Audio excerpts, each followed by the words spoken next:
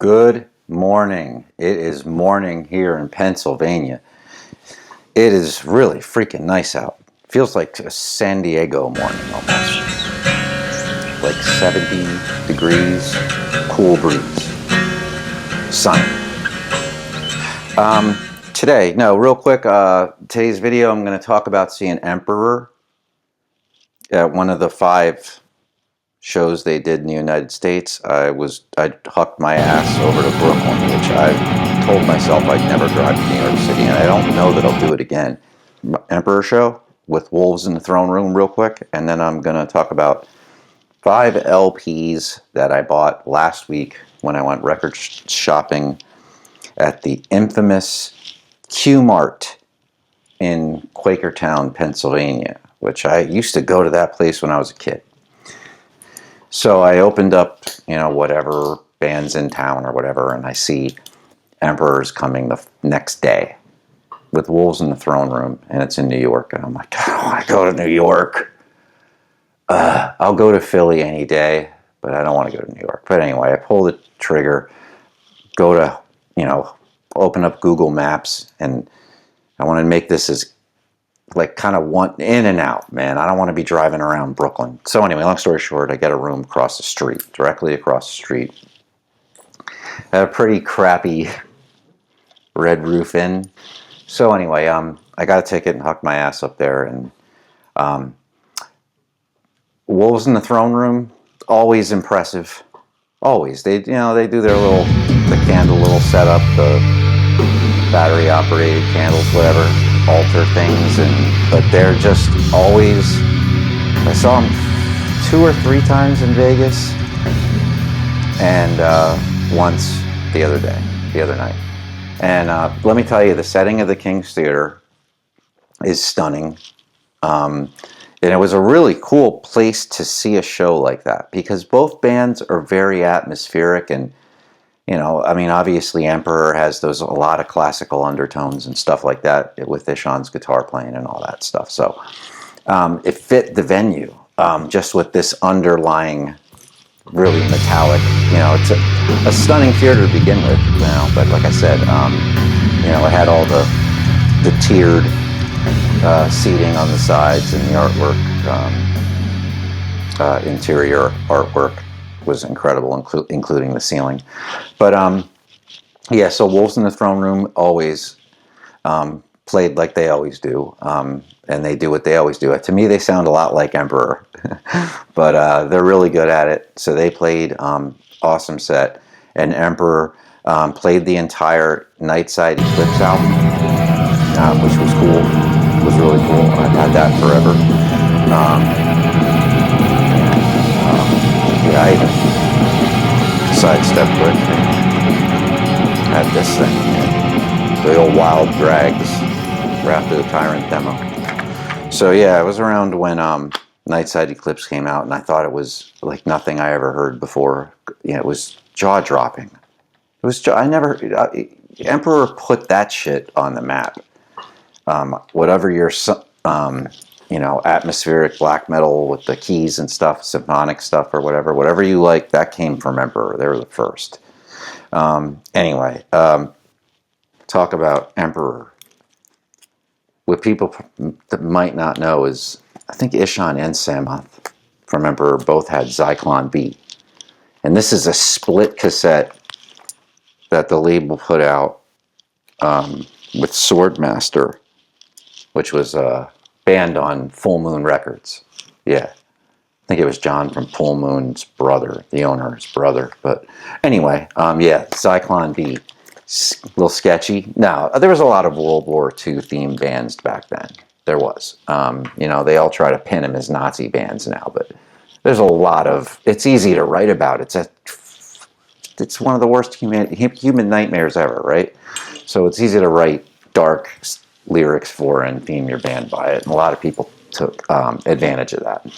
But anyway, enough of Emperor. Go see Emperor if you can. It's a little bit more expensive. It was $119 for me to see him, just for the ticket in Brooklyn, but $120 USD.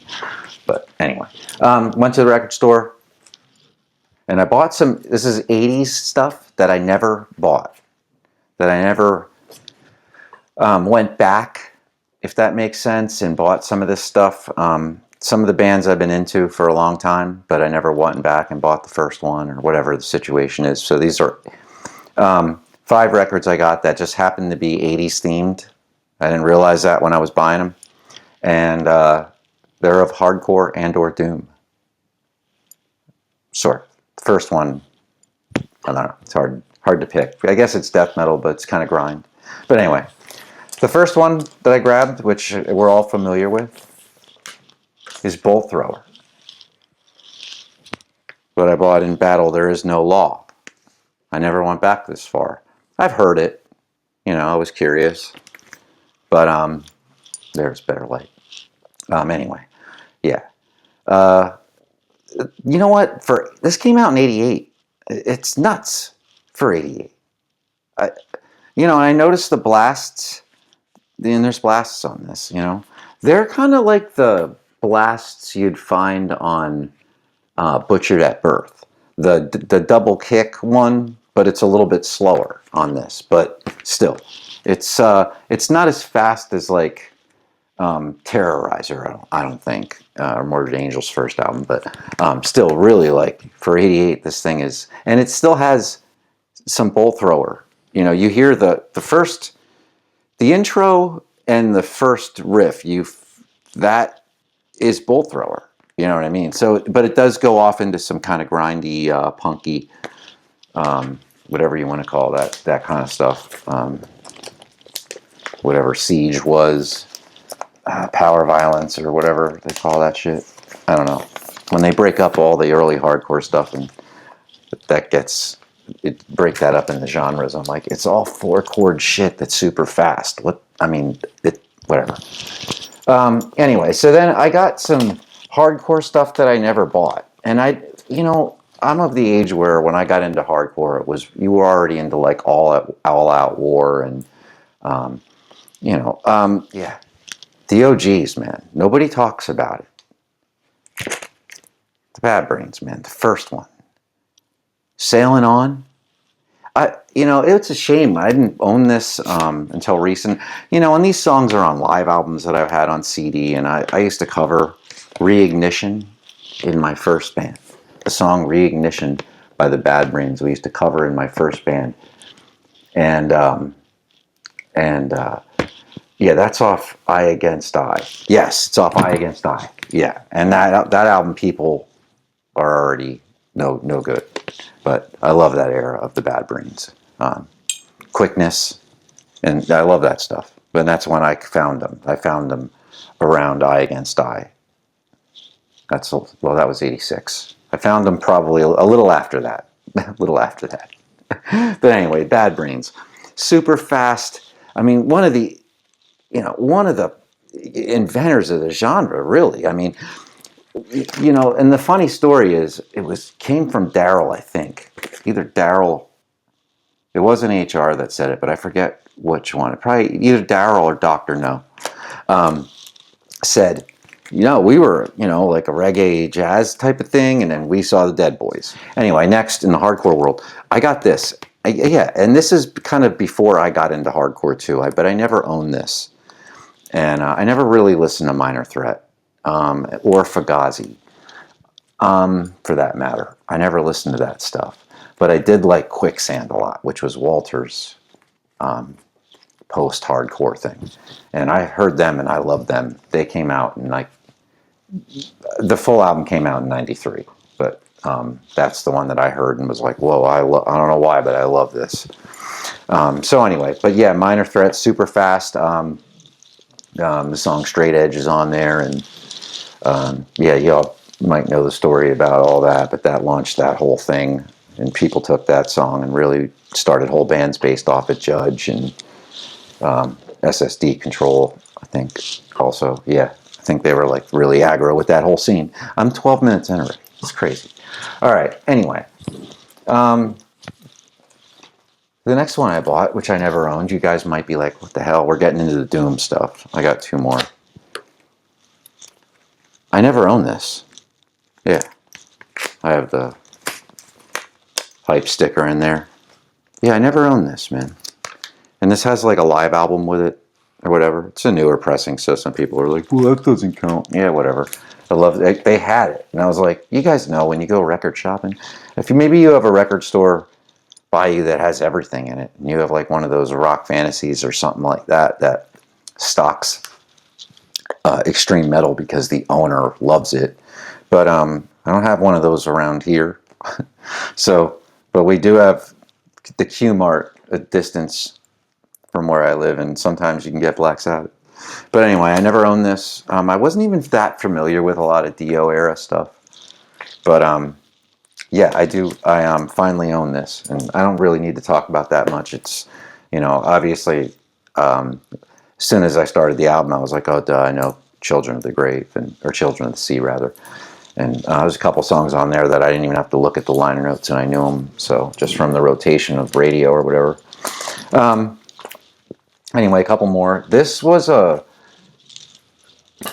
I kept hearing Marty Worm talk about this album, and I love Candlemass, but I never owned this. So those people that are fans of Candlemass, I'm about to hold this up, and you're going to be like, you didn't own this?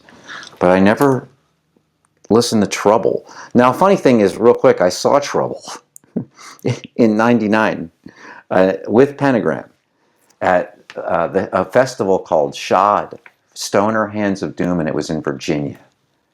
And it was one of the greatest times I ever had in my life. It was just like a weed and stoner rock. It was one of the first shows that the dude lost his ass on it. The dudes from Meteor City, I think, put that together.